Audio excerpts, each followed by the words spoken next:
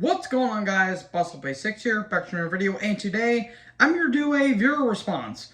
Now, a few days ago, a streamer and a YouTuber that I follow on a damn near daily basis, it's Mr. Scott. He did a bit of a new trend that he was starting up called 10 horror-themed metal songs.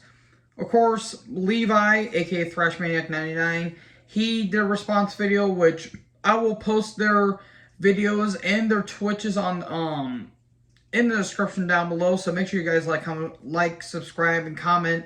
Do all that fun stuff to them and spread the love to all the world. And I'm pretty sure a couple other YouTubers are going to be doing this as well. But man, this one was kind of a bitch too. Especially there was one song, I forgot which one it was. I was thinking to myself, okay, these are the 10 that I decided to do. But damn it, I forgot one, so it had to be replaced. So if I think about it on the fly, I'm going to be an idiot. But anyways, this is in no particular order. And the way that I kind of did mine is a little weird. And I did take a little bit from the other guys that did their videos. So you may see a little bit of, oh, that was on that video and that was on this. I would say it's plagiarism. We just all thought of the same song. So anyways, let's start off with the first song. Ironically, One by Metallica. This is off their And Justice for All album back in 1988. And it talks about the horrors of war, and the footage for the music videos, mainly it was all taken from Johnny's Got a Gun. And this song is so depressing and so haunting. It's literally a man that is literally in a cocoon. He's a cocoon of himself. He got blown up by a landmine. He can't talk. He can't see. He can't hear. He has no arms, no legs. He's literally being amputated to death. And that line, darkness imprisoning me, all I see, absolute horror. I cannot live. I cannot die. Trapped on myself by my holding cell. One of the most haunting lines I've ever heard. And the song itself, kind of very melodic in the beginning, and then that build up where it just goes batshit like Metallica insane at the second half. Great song, one of my favorite Metallica songs. Fantastic song on And Justice for All. Next up, we have Motorhead with Hellraiser. This was on the March or Die album in 1992, and this was also featured on the soundtrack of Hellraiser 3, Hell on Earth, I think that's what it's called. And yeah, this is kind of a redone version that Ozzy Osbourne did on his No More Tears album the year beforehand in 91. I like this song a little bit more only because it's a little more raw and the guitar sound way meatier. And I just like the approach that Lemmy give, and it wasn't very synth-driven. It wasn't very mainstream as Ozzy's version was. It was a little more crunchier and a little more beefier. I love this song. Great song. Even the collaboration that these two did was absolutely awesome. I think this was a really great song. And one of the few standouts on March or Die, which I already have my opinions on it. And if you guys watch my Metal Month retrospective on them, you guys know how I feel about that album. So yeah, great song, one of Motorhead's best. Next up, we get to the horror metal maniac himself, King Diamond and Abigail. This is the title track off the same album from 1987, and one of King Diamond's best songs he's ever written. And the story I'm not going to get into much, but I'll just say everyone's firing on cylinders on this album. This features one of King's, like, the highest scream he's ever hitting on an album. It's not the highest he's ever screamed because the Corpse Without a Soul EP, I think sometime in 81 or 82, where it's just a blood-curdling scream. My God, that is absolutely haunting. And this song, the atmosphere is so eerie, and just the fills that Mickey D does proves that he's one of the best drummers in all of metal. And just, good Lord, Michael Denner and the phenomenal Enya LaRock is just absolutely... I think it was Michael... Wait, was it Michael Denner?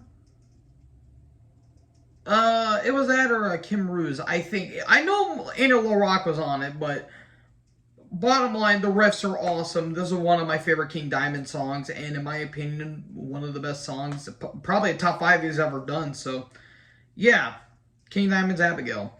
So we go from one creepy song to another creepy song. This one's a bit odd. This is one of the more odder ones I have on the list, but I have Slipknot's Gently. This is from their Iowa album in 2001, and oh my good lord. This is probably the creepiest song they've ever done. It's either this or The Virus of Life from Volume 3 to Subliminal Verses and 3 years later. God, jeez, I could have put the title track, but in all honesty, that aside the atmosphere, that song's one of the worst they've ever written because it's so long. But this song is probably the doomiest thing this band has ever written. And they've also written some other creepy songs like Scissors off the self-titled and, you know, all that stuff. They know how to nail atmosphere. But God, Jesus, this song's fucking haunting. If you play this in a haunted house or played in a haunted house cosplay, this will make anyone shit their pants because the atmosphere, the lyrics is twisted and so disturbing. And once it gets to it's doomy like 90% of the song, and then the last few seconds are just batshit insane. But it is so dark and so morose and so evil sounding. I love this song. One of my favorite Slipknot songs. So we go all the way to Germany, and we get to one of my favorite thrash bands, and probably the best out of the big four of thrash, the Teutonic Terror of thrash, Sodom, and I have The Saw is the Law. This is off their Better Off Dead album in 1990, and it talks about the Texas Chainsaw Massacre, the original, and this song is fucking awesome. Great songs, very groove-oriented. It's got a really good pace to it, and that awesome line, the saw is the law. The saw is the law. Great song. I do want to say, though, as much as I love that, the one I'm actually talking about is the re-recorded version, the remixed splatter version off of the EP of the same name in '91, where it's actually got the chainsaw effects and the one where Tom Angel Ripper goes ah, and then the chainsaw just rips him up and it gets to that crazy solo. One of the best songs in Psalm's entire discography, and one of the best songs they've ever written. And in my opinion, the best song written about the Texas Chainsaw Massacre. Speaking of the Texas Chainsaw Massacre, we get to the man that is responsible and that's inspired that alongside one of my favorite films, and Psycho and The Silence of the Lambs, Ed Gein, and what other band to talk about than Slayer, Dead Skin Mask. This is off their Seasons of the Abyss album in 1990, and good Lord Almighty, there was a few Slayer songs I could have put. I could have put Cult from Christ Illusion from 2006, but the one I almost put on here, and it was just by a pube here, was At Dawn They Sleep off of Hell Awaits in 1985, where it talks about vampires, and it's one of the best songs they've ever written. It's fucking awesome. But ultimately went with this song because just how haunting this one is. Kind of like with Slipknot's Gently, it's very doomy.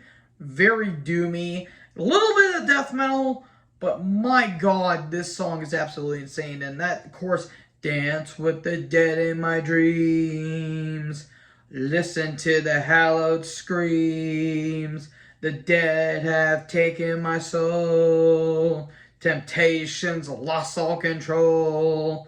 Yeah, I know that's a terrible rendition, but you get what I'm saying. That was honestly awesome. And the ending, where the little kids are saying, Mr. Gein, I'm not having fun anymore, is so goddamn disturbing. It is so haunting, and where the kid screams in the end. Oh my good Lord. Brilliant. Absolutely brilliant. Next one I have is a tie. I have Dawkins' Dream Warriors and Alice Cooper's The Man Behind the Mask. Dawkins' Dream Warriors is from Under Lock and Key, that was released in 1980. Was it 87 or 86? It was one of those, I know that. And good lord, this is an awesome song. This is off of the Nightmare on Elm Street Part 3 Dream Warriors soundtrack. And one of my favorite horror sequels, and one of the best songs written about it. Probably the best song written about it, because I think it was the only song talking about it. But one of the best Dawkins songs ever. Catchy and themic, and good lord, George Lynch. However you may feel about Dawkins nowadays, and he's kind of a prick, this was one of his best solos he's ever done. Fun fact about the music video is that you may notice that George Lynch is laughing when he breaks through the wall. It's because he said on a couple of interviews he was so high he couldn't bust through the wall. And people were like, oh, George is buff. He can, like, go through this wall that's literally made out of freaking paper. But George was so high he couldn't bust through the wall. And he was snorting coke off of Freddy Krueger's finger blades. Name something more metal than that. I'll wait. But this song's absolutely awesome. Great songs, and of course, welcome to Primetime, bitch. However, on the other side, Alice Cooper's The Man Behind the Mask, which was on the Friday the 13th Part 6 Jason Lives soundtrack, and I'm sorry, I'm not a fan of that movie. I think it's overrated. This is an awesome song. It's kind of poppy in some ways, but it's very catchy. It's one of Alice's catchier songs.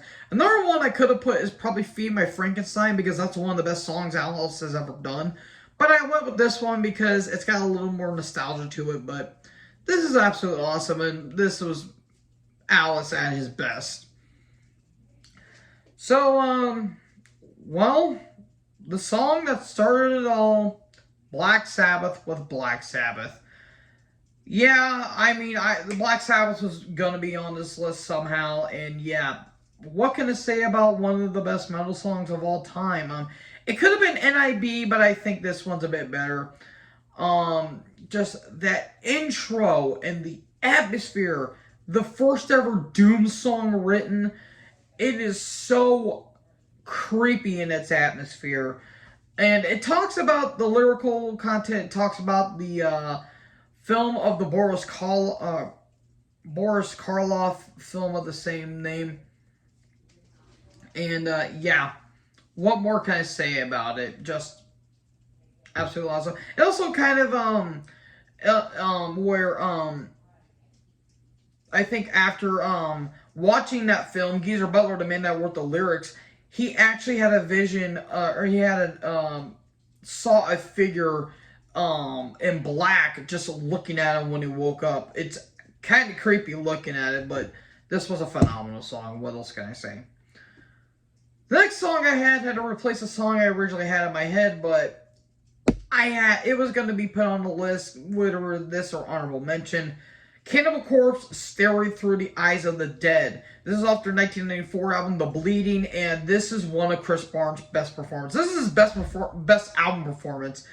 And however I may feel about Barnes nowadays and how much of a meme he is, he went balls out with this on this album, because his vocals is probably the best vocal delivery he's ever done. And literally, it's about a guy that's literally getting, like, kind of like Metallica's One. He's literally getting amputated to death. Like, he wakes up and he's literally getting, amputated to death. Like, he's staring through the eyes of the dead. And it's one of the catchiest Cannibal Corpse songs. Staring through the eyes of the dead. And that music video is fucking wild as well, I will say. But one of the best Cannibal Corpse songs ever, in my personal opinion. Last one, we gotta go epic with this one, folks. Ice Dirt's Dante's Inferno. The best Ice Dirt song, You Cannot Change My Mind. And it's one of the best metal songs written. This is off their 1995 Burnt Offerings album, my favorite album by them, by the way. And I'm just going to close my laptop, because what else do I need to say? 16 plus minutes of fucking awesomeness. You got the power metal stuff. You got a little bit of symphonic. tinge bit of doom, a little bit of progressive, but you got mainly the thrash stuff, which, if you've heard almost all of their albums, you know that the thrash is out and forward. And the first album that has Matt Barlow on vocals and his best vocal delivery ever, and Matt Barlow, praise all around. I am bowing down to this man because he never had a better vocal delivery than this, in my opinion, because he's got that kind of James Hetfield, almost Paul Stanley-esque voice, but he's got the Halford-like screams, but like his crooning's kind of Peter Steele-esque. And my God, if him and Peter Steele ever had a croon off, he probably would have. I don't know what would have happened. I think they both men would have turned gay. I literally don't know. Who could say the straight out of the? Who could say straight after the crooning? Tune in on Dr. Phil next week. I don't fucking know, but this song's awesome. I love this song. So yeah, what else do I need to say about it? It talks about the divine comedy of Dante's Inferno, where a man's trying to get out of hell to get into purgatory to get into heaven. And it's awesome. It's absolutely awesome. And those evil chants, God, it's so weird. It's so mesmerizing too. But again, I can't go into detail on how awesome this song is. So yeah, that's it, folks. I hope you guys enjoyed this video. I hope this actually gets you guys to actually listen to these songs and maybe listen to get you to do your own kind of video. So let me know in the comment section below what you guys thought about this. Make sure you guys like, comment, subscribe, tap the little bell for more notifications. Join the herd. I'll talk to you guys next video. Peace out.